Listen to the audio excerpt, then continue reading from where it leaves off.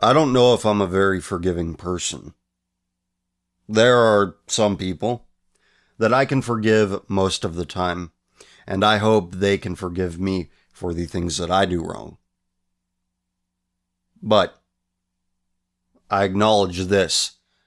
I will not forgive everyone. I will not forgive them most of the time. I will not forgive them some of the time. I will not forgive millions of people for the things they believe, the things they perpetuate, the memes they spout, and I do mean that. A meme as in something that is repeated over and over again. Not haha, edgy meme, ironic meme. No, we're not that stupid. How many times do I have to hear, marriage is a human right. Marriage is a human right. How many times do I have to hear it? How many times do I have to hear, God hates the sin but not the sinner? How many times do I have to hear, oh, they're just like you and me. They're just here for a better life. They just want to provide for their family. And that's all they want. And you're just racist. How many times from how many millions of people? How many times? How many times do you hear shit that you think initially, that's not quite right. There's something missing there, but you don't have the vernacular to express your opposition? That is how I have felt for years. That I am trapped. That I have no capability to put up resistance against that which I am impulsively opposed to. What every cell in my body says, that is wrong. How many times do I have to hear, it doesn't affect you, this thing that somebody does that is objectively dysfunctional, that is life-ruining, that is disruptive, it doesn't affect you. How many times do I have to hear that? Apparently, I have to keep hearing it until I am forced to believe it. I cannot count the amount of arrogant comments I've seen over the years in reading comments, reading articles, reading forum posts about how reality has a liberal bias. The smug self-satisfaction of it all. Oh, you know that bit of information? You're uneducated. IQ doesn't really exist. Yes, according to you, dipshit, who studies humanities, whose professors have peer-review written papers, despite the fact that they do nothing scientific. Peer review, peer review, peer review. It's another one. Yeah, who are the fucking peers? I'll tell you who the peers are. They're all standing in a circle and they're each holding the other one's dick in their right hand. Those are the peers. Even back when I was more stupid in my opinions and my views, I still wanted to prove my enemies wrong. People who I now consider my enemies. I still wanted to prove them wrong because I hated their personalities. I hated their conduct. I wanted to knock them down many, many pegs, but I lacked the vernacular to do it. Why? Why is that? Because I wasn't properly educated? It didn't exist. You have to think about things for a very long time in order to figure out why they're wrong, if everything in society tells you it's right. So as you can tell, this is a sore spot for me. Being voiceless, not having the words to put together to put up a resistance to all of the shit that I knew on a visceral level was wrong. And this is a source of a lot of latent anger, a lot of slow building rage. Who said it? A rage long in building is very slow in cooling. And I believe this is why so many people tell me that they love what I do here, but the show is just too difficult to listen to. And I completely understand this. I really do. However, I can censor myself to some extent in the things that I say. But I cannot change the way I feel. Some of you might be wondering why I'm repeating this, but it's only to a select few of you, and you know who you are. But I cannot censor my emotions, the visceral reaction I have to things. Because it's usually that visceral reaction that gets me through, that leads me to survive. That reaction lets me know who my friends really are. Who are the disloyal pieces of shit and people who have the loyalty gene in them, if such a thing exists, which, I don't know, I could have just made that up, but whatever. You know what I'm talking about. I'll give you an example of how ignoring your visceral reactions could lead you astray. You remember that video I talked about last week about the male who was getting a sex change surgery? It was like the full operation. You could see it taken on a camera phone. I don't know why, but you could still see everything. Most disturbing shit I've ever seen. So I decided I was feeling in a troublesome mood. So I uploaded it to Tumblrista's, the Facebook page. I uploaded this video just to see what people would say. And I got a comment. I got a comment from some girl who's like, you shouldn't have posted this as long as she's happy. This is more of a private video, despite the fact that it somehow made its way onto the internet. I didn't take this video. I found this second hand, third hand, fourth hand. Who knows how many hands this went through before it got to me. The girl said, it's fine. In essence, she said, it's fine if you cut your dick and balls off and get all your insides removed associated with your cock and balls. It's all fine as long as you are happy. Now, the reason why she told me, oh, this is more private, you shouldn't have posted this, is because that's the visceral reaction. That's the visceral reaction that's talking. I shouldn't have posted this because it shook her worldview. What she bases all of her friendships upon. The acceptance of this bullshit. Her foundation was shaken to its very core. If it was not crumbled. But she can't adjust her worldview to express this new structuring. That she was shaken on the cellular level. She saw what the truth was, and she didn't like it. Therefore, why are you posting this? Why just wow? Not the exact words used, but would you be surprised? She saw the physical manifestation, this dunce. She saw the physical manifestation of what her worldview is. This love and tolerance bullshit. And you know what it is? It's something quite hateful. It looks like some kind of pasta coming out of the human body. More like a subhuman body now, but whatever. But this is what you're dealing with. People who get confronted, whose arrogance is shattered, whose arrogant bullshit worldview is shattered, and they will still find a way to rationalize it. But that's going to be a much bigger problem for them when there are more people who feel exactly the way that I do, find their voice, find the vocabulary to express whatever it is their body is trying to tell them. It is my prayer that there will be more people like us who find that translator to express in whatever language it is they speak what their body is telling them, what language their body is speaking. I heard something so great the other day, and I'm not going to say who because I'd get in trouble, but going back to that whole, oh, God hates the sin and not the sinner thing, who does God send to hell? Who does God send to hell? Does he send the sin to hell, or does he send the sinner to hell?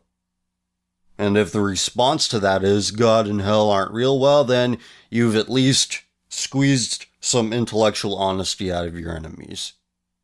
And now I have to talk about another comment, which was a good comment that I received on one of the things that I put up and then subsequently deleted after some period of time. The comment was This is not a direct quote, but it went something like, what's with this mentality where haters, people who we call haters, this whole idea that haters are just insecure with themselves and that's why they're criticizing other people. It's a great comment. I wish I knew who made it. And this was on, I think, the Facebook page, Tumblristas, once again, on a different video. But we could tie this back to the comment made about the sex change surgery by that idiot girl. When it comes to the perceptions of the functionally retarded, I would be considered a hater. And why not? I criticize pretty much everything and anything that I come across. Anything and everything on this show. No, I'm a hater now. And I'm just insecure about something. Fuckwit. I put my neck out there in front of a maximum of however many thousand people it is. I mean, I should say a minimum. There's a whole world of people out there that speak the same language that I do. And I'm putting my content out there for them to judge. Good or bad. I have an audience. I have an audience passing through. I have an established audience. I have people listening to my shit and making judgments about what I say. Now you tell me, what are you doing? You fuckwits. You fucks. What are you doing? Well, I'm saying these socially approved opinions for Facebook likes. For my Instagram followers. Who are my friends. Who aren't really my friends, they bullshit me because we need to inflate each other's egos. And you will suffer no repercussions for this. None of your friends will think any less of you. You aren't being brave. You're not putting on some brave face saying that, oh, I might lose friends for this, but I support this thing that most of my idiot generation supports. You see what I mean by the shit that you say, the arrogant bullshit that you say, just these assertions with nothing backing them up. Do you realize that the things you say affect other people? They inspire some pretty intense feelings in other people, such as myself, such as people who listen to me. Maybe to some lesser extent, because they have not made it their life's mission to talk about this kind of stuff. The idiocy that the common man, common woman deludes herself into believing. For every action, there is an equal and opposite reaction. Now, society might redirect some of these reactions in some pretty strange ways. They reverse engineer some shit so that we don't feel the consequences for it. Oh, these white retard baby boomers created a society of entitlements and unfunded liabilities. Well, let's just import a bunch of third worlders in to pay for it. Now, let's ruin the lives of everyone that has ever voted for us. Let's ruin their lives, their children's lives, their grandchildren, the lives of their grandchildren.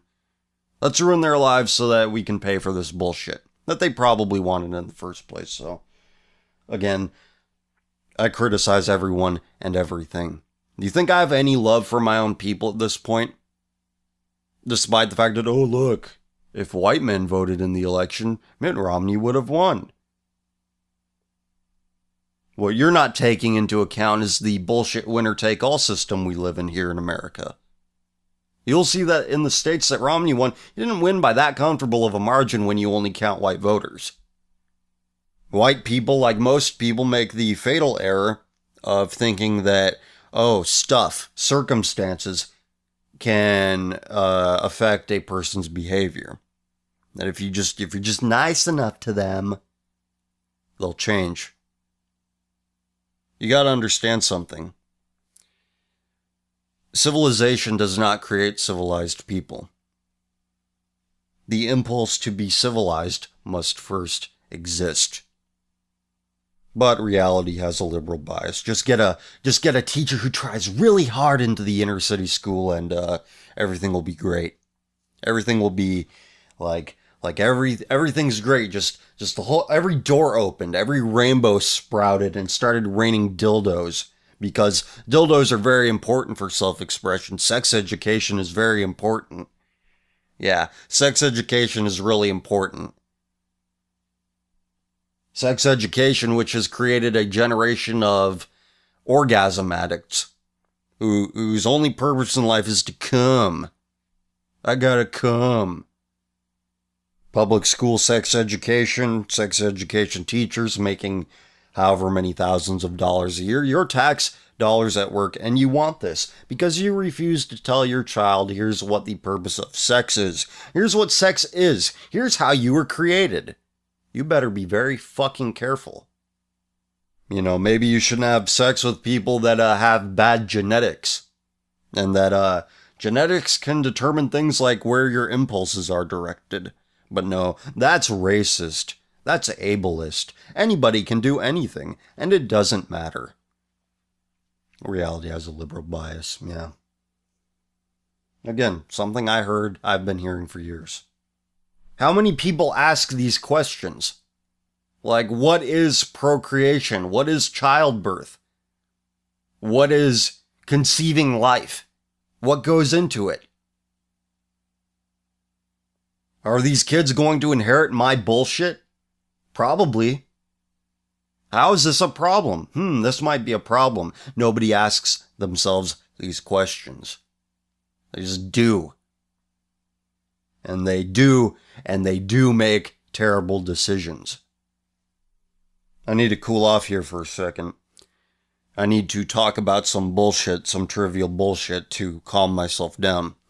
Because I would like to do some shout-outs. But I would not like to do shout-outs, do acknowledgements, give credit where credit is due so abruptly. I want to transition. If you pardon the expression, the ruined expression. As millennials have ruined everything. And the blame doesn't lay exclusively on millennials. Don't get me wrong here. But somebody has to say, no, everything we thought was good before, it really isn't. Sexual revolution, disaster. Great society, disaster. Globalism, disaster. The total apathy of Generation X, a disaster. We are a disaster. How many times am I going to have to hear about my gay experiences? Oh, I was in a gay relationship, and not putting these people on blast or anything, but how many times do I have to hear about this bullshit? How many times do you have to hear about this bullshit before you conclude, total fucking disaster, Gen Y, millennials, rest in peace, fuck off? Have I said this before? I don't know. Maybe. But dysfunction just doesn't fucking happen in a vacuum. It's not like you're a little bit different here, no. It spreads. It spreads and spreads and spreads. One dysfunction is not just one dysfunction. Dysfunction gives birth to other dysfunctions, which is how you end up bug chasing and raping children. Am I right, Larry Brinken? Am I right, every HRC equality person? Every figurehead for that shit? Fuck off. Dysfunction, dysfunction, dysfunction. The shit does not happen in a vacuum. But here I am getting myself worked up again when I said I wouldn't. And maybe this is related. But I haven't given out a concrete release date for Tumblrista's Raw Volume 3 yet, is because I've been suffering from headaches and some sinus thing. I don't know what it is. Regardless, I haven't felt well, so I haven't been able to record as frequently as I would like, and maybe that's because I'm dealing with the most dysfunctional fucking people on the planet. I am talking about them. I'm trying to make it funny. I'm trying to make it digestible. I'm trying to make it enjoyable.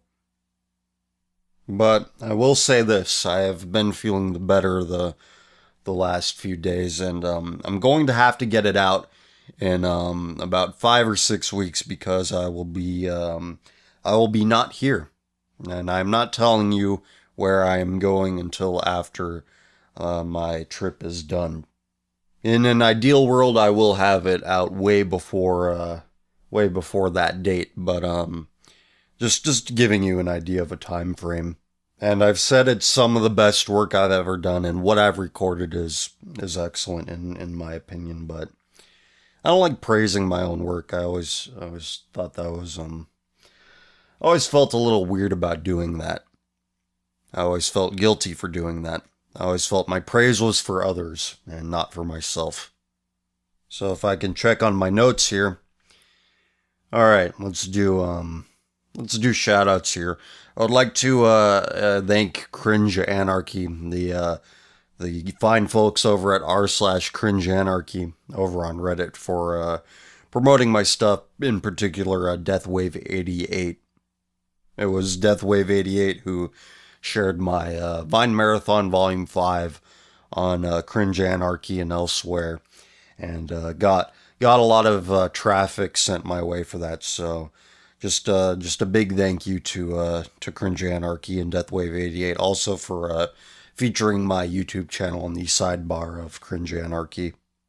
I have the link to the subreddit in the description below, and if I'm talking about anything that might have a link in the show, just check the description below, and if it's not there, ask me for it. But the subreddit for the subreddit Cringe Anarchy is definitely down there, so check that out if you haven't. And second on the agenda here, the YouTube user I Am Serious asked me last week to check out his video about cuckolding, and I checked it out. It's a 24-minute video about what he thinks about the cuckolding thing and this debate on whether it is a fetish or something that women do. I don't like to get into semantic debates too much, even though he lays out pretty convincingly what cuckolding is, what the definition of it is. I always like to use cuckold. I think that cuckolding, calling people a cuck or a cuckold, it's a great insult.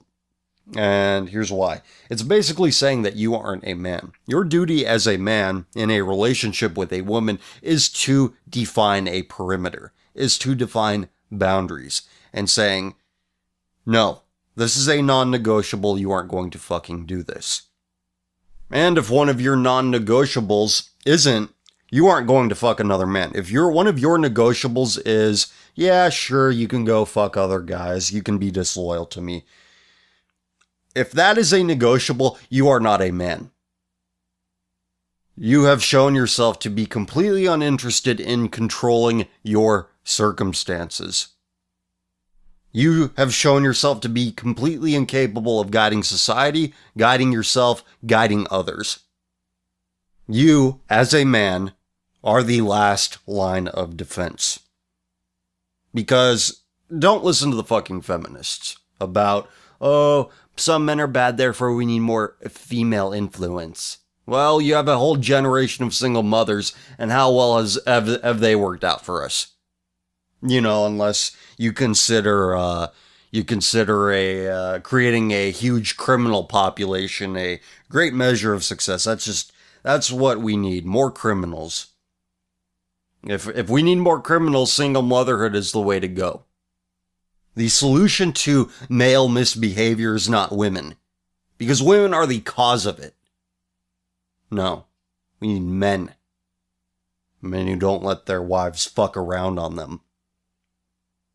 Whether it's a fetish or whether it's something women do, it's a big fucking problem either way that men allow it to happen. That men create the conditions that allow this to happen. That men put themselves in circumstances that allow this to happen. The lead up and the conclusion, it makes men something else. They are not men. They are no longer men. And men are letting single women, single eggless women, run roughshod over the minds of their children. And these sub-men are doing it themselves. Everyone is a passive bitch, or a bitch with permanent penis envy looking to exact their revenge on the world for some reason. Like, who exactly are you taking revenge upon? Not society, because you are a member of society.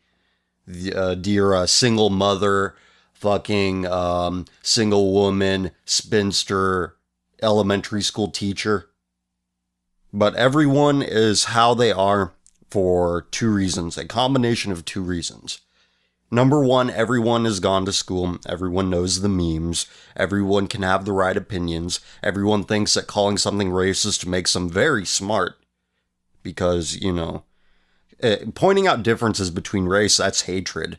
Yeah, that has a lot to do with hatred. And also, everything in our food makes us passive. Passive so that we learn better. So that we can learn to call things racist, because that's what school really does. Anyway, let's do questions. First goes like this. Shrooms broke my depression, made me forgive people who wronged me in the past, that I held grudges for a long time, inspired me to be better and look after my body and let me see a lot of what was wrong in my life, as well as the experience being really beautiful, euphoric, and reconnected me with my soul. It didn't turn me into a hippie, but I kept all my pole-tier beliefs, but I could see where the hippies were coming from, but they were naive and lazy. It's like 5 years of medication in 8 hours, and let me see the beauty in the world again. God is tangible on psychedelics. Well, look, I'm not going to say that your experiences are wrong, because they're your experiences, they're something very personal, and, it's your perception of it. Fine. I'm not going to question that. What I am going to question is, what if everyone were on shrooms? What if everyone decided to take shrooms? Would the world still function? And the answer is no. If everyone took drugs, took psychedelics, everyone would be navel-gazing, looking into their own asshole, trying to find God, and finding God to be some eight-armed weirdo who says that marriage is a human right. This reasoning applies to other things that I point out, other things I criticize, like everyone's on their sex swings all day. Everyone's going to parties where you do unspeakable things and call it love. But I'm dumb. Everyone goes to school. I never went to school. No, I'm completely uneducated. Yeah, I'm so ignorant and uneducated. But you went to school. I didn't. You learned to repeat opinions back at people. I didn't. Next. Hey CF, what do you think of the Eastern European countries? They have put a lot of emphasis on moral values and anti-degeneracy, and generally are okay socially. I've never visited the region, so there's not a whole lot I can say about it, but I have read secondhand accounts, and, people speak positively of it. They've got decent standards of living there. It's just, I would be unfamiliar with the culture, because it is different culturally than the rest of Europe and its extensions. But unfortunately, American anti-culture does a great job at exporting itself, and international consumers are very willing to put money towards American products, which promote the worst values possible. I've heard some anecdotal stuff that the virus is taking hold in Eastern Europe. The virus of feminism, the virus of and everything. Which I think that anti-feminism is, I don't like feminism, but I honestly think that it is a backdoor to LGBT propaganda being absorbed into that. And I read recently, and I don't know if this is true, that one of the Eastern European countries actually banned anti-immigration protests, so not good if that's the case. Next, one of the things that really kills at my soul is the stupidity of my race. I'm a shit-skin beaner, only on the inside. I'm pale as fuck and often confused for white. And it seems like my race is pretty much worthless and contributes literally nothing towards civilization. It seems like my race is divided between the no one is illegal crowd, gangbangers, those fucking faggots in La Raza, and people like me, who feel no loyalty to a race, continues to degrade itself. Though to their credit, they aren't nearly as bad as inner city. Well, we'll stop. We'll draw the line at that word. And by the way, everyone, this isn't me talking. This is my loyal fan base. And so go shut down their YouTube accounts, because they totally have them. My question is, what do you think about Mexicans, Hispanics in general? Are they pretty decent, or would you go full 1488 on them? I could totally understand the latter. Well, again, I am in California, so I've been exposed to the worst of it and some decent parts of what Mexicans have to offer. If I'm going to be perfectly honest, the good and neutral outweigh the bad with regard to my experiences with people of Hispanic blood. I've only come across the gangbanger types maybe once, and nothing happened to me. But really, I don't have much of an opinion. But where my opinions come from are what Hispanic Latin American nations generally turn into, which are socialist shitholes. And the conservative argument would be, well, we get the immigrants who don't want to live in these socialist hellholes. Well, generally, wherever people are, the most decent people stay there. The most decent people who've carved out a niche for themselves stay there. So it's not like we're getting the decent salt of the earth people who have a regard for rule of law. We're getting people who are just like, what can I get out of this? How is this going to benefit me? What can I take from this? These charitable whiteys. And even if these people were just escaping socialism, that they're just fine people, fine, ordinary, relatively intelligent people that we're getting, even if that were the case, these people are going to repeat the same mistakes. They're going to vote in the same types of government they did back home. It will happen. Again, an example of this, California. California is a socialist shithole. And some of the intelligent whites out there, the relatively intelligent whites out there, are getting the hell out. But are they changing the way they vote? No. They never will. Everyone makes the same fucking mistakes constantly. And they always will for as long as they live. The exception is people reversing the mistakes. Not actually learning from them. Not repeating them. The rule is that people do the same shit over and over again until they croak. Next. ACF, not so much question, just need to vent. My niece and nephew are enrolled in a charter school. It's set up in what was formerly a private Catholic school. My aunt is a nun there. Anyway, since the school receives public funds, they have had to cover up any crosses or religious iconography. This has been pissing me off since there are still nuns living in the building. So my niece is talking to my aunt this weekend and tells her that some of the kids were discussing God and Jesus in the room. This had nothing to do with the class itself. This was before the bell rang and class started. And the homeroom teacher tells the kids that Jesus was not the Son of God. He was just a person. I'm tempted to call and ask for the teacher's side of this story. What do you think? Yeah, give them a call and let your story serve as a warning to all of these schools out there who are like, well, we're private, we're going to take government money. As if the government isn't trying to destroy you. As if they aren't trying to change the nature of your institution. Government doesn't like private schools. It's, what's it saying? Don't steal. The government hates competition. So, call them. Call whoever that fuckhead was. Next. Today, as I was leaving college, I saw a defaced pocket Bible. It was laying on a stone bench, pages burned, and inside the exposed front, the cover had written, "Fuck your Bible," in pink highlighter. I know the nice old man who gives these out, so it was particularly rustling. Still, I did nothing. It didn't seem right to throw any kind of scripture in the trash, even if it was defaced, and thought about the people that might see it after me, who might worsen their opinions of the smoke, meth, hail, Satan, SJW crowd. So, I left it. On the drive home, I remembered that the average person would probably sooner consider it art than they would vulgarity, and since then I've regretted not doing anything. What are your thoughts? Was there another option? I actually would have taken it and used it as an example of how satanic people can be, how hostile people are towards religion. I would have used it as an unambiguous example of how people react to that which seeks to limit certain forms of behavior for the greater good.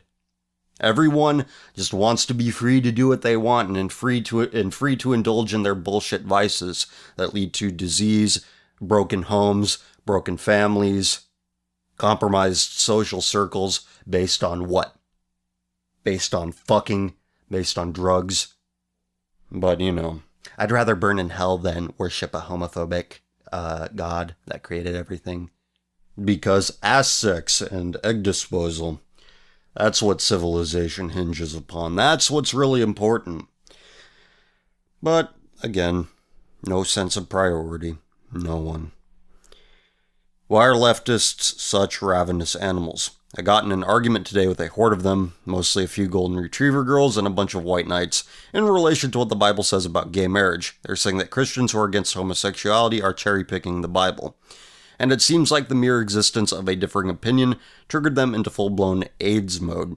The entirety of the argument was just personal insults against me and a bunch of rhetorical noise, i.e. shitposting as rapidly as possible in order to drown out what I was saying, and eventually irritate me enough to leave. I know that I shouldn't be arguing with these fucking idiots in the first place. It's completely pointless. But do you have any idea they act like this?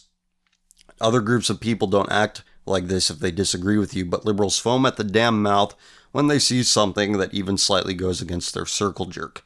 Also, if you don't mind another question, what do you have to say to these people who say things like, the Bible also says that you shouldn't eat pork, stop cherry picking. The Bible says don't judge. The Bible says you should be loving and kind, so stop being a mean old bigot. As somebody who isn't even religious, they drive me to insanity. Well, they're real-life shitposting, spamming memes, and not letting you get in a word. It falls in line with their reproductive strategy. Why do you think they like sex so much? They're sprayer and prayers.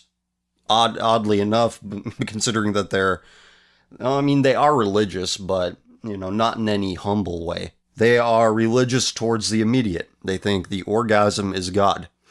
And, that's just how they are. The best way to deal with them is to insult them. The best way to deal with them is to say like, oh wow, you took Sociology 101 too? Wow, you're really smart. Yeah, I was a freshman once too. The only language they understand is that of arrogance and belittling. But you have to be the one to cast that first stone. You have to belittle first. Or else it just seems like you're butthurt, and you want to avoid that. You want to keep a cool head. And as for people who say things like, the Bible also says blah, blah, blah. Well, this assumes that, they're assuming that you're taking the Bible literally. They're assuming that you view the Bible as this thing where you should do everything it says in it, rather than a slightly subjective historical document that's more important when it comes to informing personal conduct. Like the example that you gave, the argument they like to use, that they say the Bible says that you shouldn't eat pork. Well, what are you going to tell this dirt farmer who has a couple of pigs? What are you going to tell him? That, oh, you shouldn't eat that. You shouldn't eat that pork. That has trichinosis. You're going to get trichinosis if you eat that. They're not taking into account who the Bible is written for. Because what's that dirt farmer going to believe? Is he going to believe some nerd who's telling him don't eat your pigs, even though that seems like the only source of food around? Because you'll get this disease.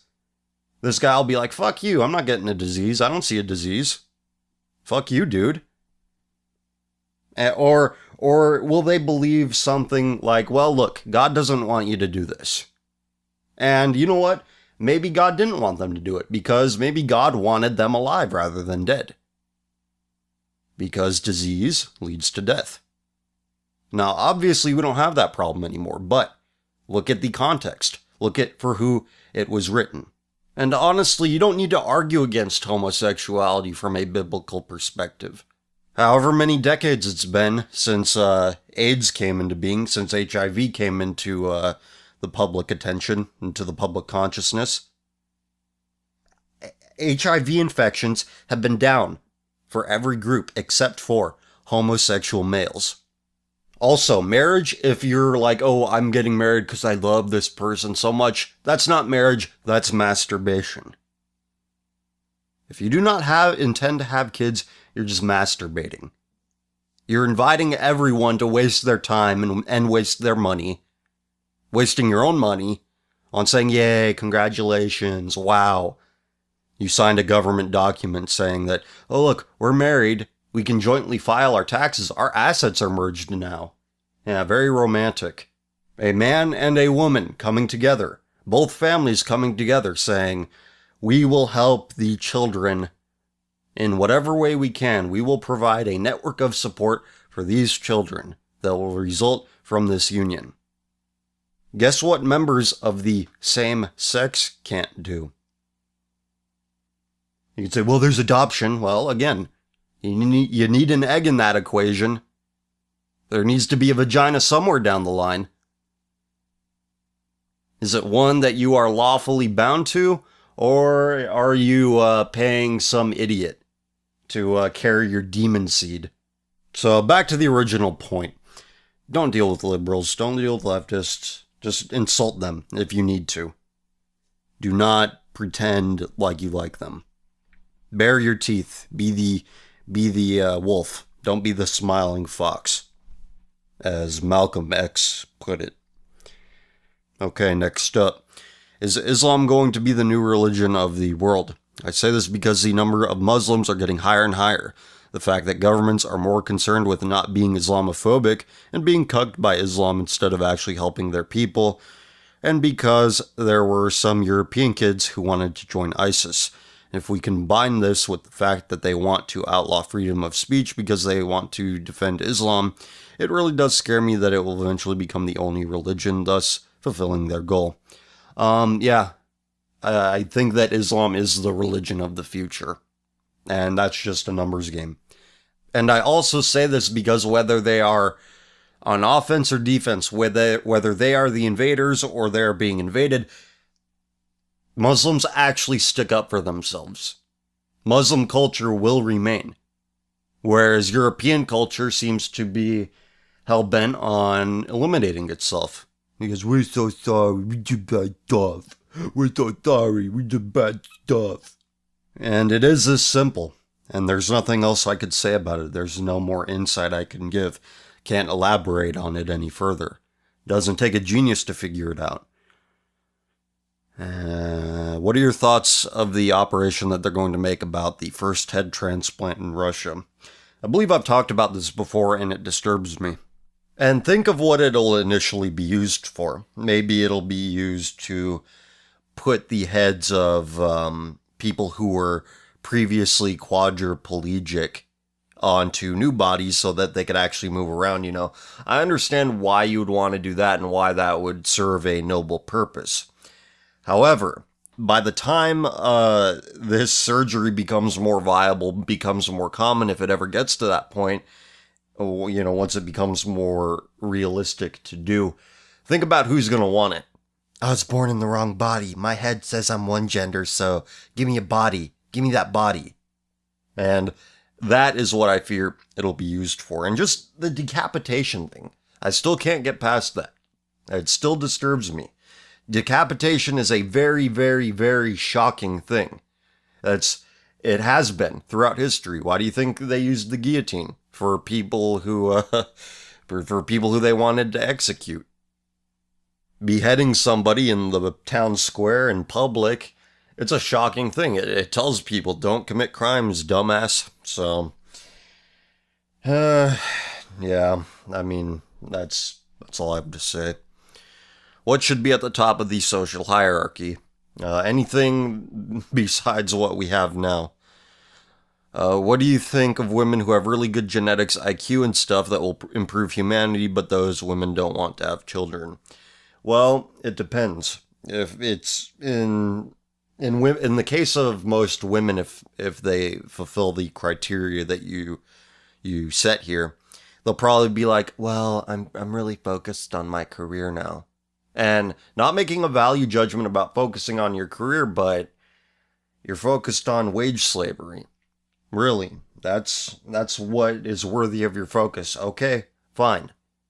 And it's, like you said, a waste of good genetics. However, If a woman is realistic about the state of the world and says, there's not a whole lot I can do. I can have, what, at most 5 kids? What's going to become of those 5 kids? But, I don't know how many women have that perspective because they actually like worldly bullshit. They actually like where the world is headed because tolerance is such a great thing. It'll led us to so many great places. Want to come to my conversion party. That's all. That's all for now, and have a positive day or a good day. Yeah, pause me good. Hey there, CF, fairly new viewer here. I started watching your videos a couple weeks ago, and I'm slowly getting caught up on your podcasts. I've been fascinated by your views and insight. I'm 21, living in western Wisconsin, and was originally in a public university, where I witnessed and dealt with a lot of the crazy and damaged personalities that you discuss on your show. I only went halfway through my degree till I left school for financial and just for personal reasons since I couldn't handle the filth anymore. After leaving school last January, I've now just been working and looking for possible career paths in the future. I'm actually hoping to go for my CDL, especially since the job market is so large here. A couple of weeks ago, I was blessed to meet a wonderful lady, and we've now formed a committed relationship. This is my first relationship, so I'm still very new to this. But it's amazing to finally meet someone who has the same beliefs and philosophies that I do. We're both waiting till marriage for sex, and faith and traditional values are both very important to us. So my question for you is, any advice for my first relationship? I have a unique view on love and romance than most people. So I'm interested to hear your views on someone having their first relationship so late in their life. Keep up the great work, and thanks for listening to my story. God bless you. I don't think that 21 is that old. And here's the reason. When you're 16, when you're like 15 or 16, you only know how to be around people for fun. You don't know how to form a meaningful relationship. Sure, you might have a fuck buddy. You might have somebody who's you might have some young girl whose heart you'll break when you don't even know that you're breaking your heart. You don't know how to delicately handle innocence, the innocence that a young girl has. And I'm not saying that, all teenage girls are innocent or whatever, but at some point they are innocent. They are more naive than others, and I think that society should protect that. But instead, we shove kids into sex education classes and just say, oh, here's how sex works. It feels good. And don't slut shame. I'm sure that's made its way into sex education. Why the fuck else would people be talking about it? But sex education doesn't talk about the morality, the psychological and spiritual impact sex has on people. It does not, I imagine it does not feel good to be used sexually, just as a sexual object. I'm sure it does not feel good for a teenage girl who's doing something sexual the first time to just be used as it. To just like, oh, I'll give you a hand job in the unisex bathroom. Oh yeah, that felt really good for that guy, but he doesn't care about you. He just cares what he can get out of you. The modern teenager, maybe all teenagers, maybe all children, I don't know. But maybe this has been the case throughout history, but I think that young people, teenagers, are incapable of forming meaningful relationships with the opposite sex. So it's for this reason that I think that 21 is actually, a pretty standard age for getting into a serious relationship. Because you're finally your brain is starting to develop. Your brain is starting to develop into what it will be for a very long time. And a lot of people, they fail to foster that spiritual side of themselves, that moral side of themselves, that side of themselves that realizes the things I do have an effect on other people. I should not treat these relationships as if they're some casual thing, because people will be hurt if I approach it in such a way. I think you are doing the right thing for the right reasons. And for this reason, I don't have any advice for you, because you are well on your way. You are doing right, and continue to do right. And I guess that's a piece of advice. Just do what you're doing. You don't need my help. You're in a good position. You are approaching this the right way. And best of luck to you in the future. Okay, next. Hey, first-time poster and long-time listener. I'll keep this short and sweet. Was wondering your stance on the recent mass immigration. Though many European countries aren't in the best state, the recent increase in cooking and readily spreading our ass for an insane influx of refugees really does seem like one, if not the, final nail on the coffin for most of these countries. Thanks for taking the time to read my question. Though the subject matter may be grim, I find your work to be truly of positive impact. Well, thanks a lot. I thought, I don't understand why we're making a big deal out of this now, when this has been going on for years, particularly in Sweden. I mean, they're like the poster child for accepting the worst third world trash imaginable. But, and I guess because of the size of it, the media, the powers that be have to take notice and do stories on it, but it's been there for years. This process has been taking place for a very long time now.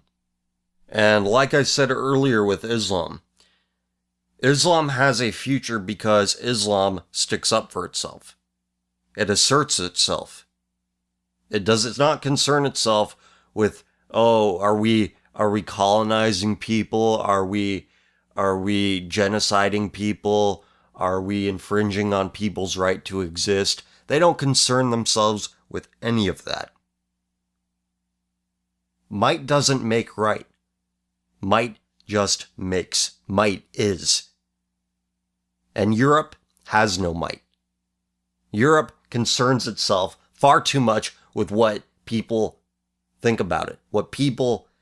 They concern themselves with the opinions of those who hate it the most. But all I'll say with regard to how we feel about it, how we might feel about it, we shouldn't feel any worse than we were. We've known what Europe is, what Europe has been for however long it's been. So don't lose any more sleep over this than you normally would, because it's just not necessary. It's been a long time coming. It's been a very long process. And we're just seeing a very, very bad outbreak of it. A very obvious outbreak of it. But it's no different than what it's been before. And somebody sent me a link. Ellen DeGeneres says Caitlyn Jenner still has a judgment about gay marriage. Let's click on this. I'm actually on my phone right now. Oh boy, yeah. Ellen DeGeneres says Caitlyn Jenner still has a judgment about gay marriage. Ellen is totally bewildered by Caitlyn Jenner's view on gay marriage. Chatting to radio host Howard Stern earlier today, Ellen opened up about her recent sit-down interview with Caitlyn Jenner, in which the reality star admitted she was a traditionalist in terms of gay marriage before saying, "I can go with it." She, Caitlyn Jenner, still has a judgment about gay marriage, said a confused Ellen to Stern. And I said, "You're wanting people to understand and accept you. This is like really confusing to people. And you still have a judgment about gay people and marriage." Howard Stern, who is also clearly baffled by Jenner's views, added, "It's crazy. Here's a person on TV crying. I want to be myself. I want to be genuine. I don't want people to ridicule me." And then says in the same breath, "Gee, gay marriage, I don't get it," said Stern. "It's remarkable." The shock jock also asked Ellen if Caitlyn Jenner danced with her during the TV appearance. "I don't think she's a dancer," said Ellen before speculating. "Maybe she didn't want to dance with me because I'm a lesbian." Here's the thing. I don't think that Bruce is being intellectually dishonest. Bruce Jenner isn't saying, "I need this certificate saying that I'm this."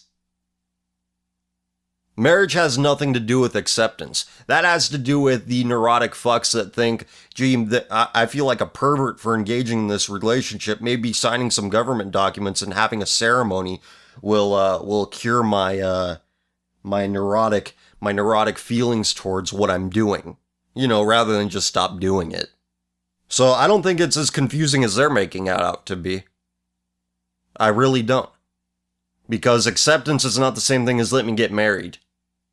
How many TV shows were there in the 90s? How many TV episodes were there about homosexuals in the 90s and 2000s? There's a lot. And people didn't have really that negative of an opinion about it. These seeds were sown a long time ago, and people didn't really care back then.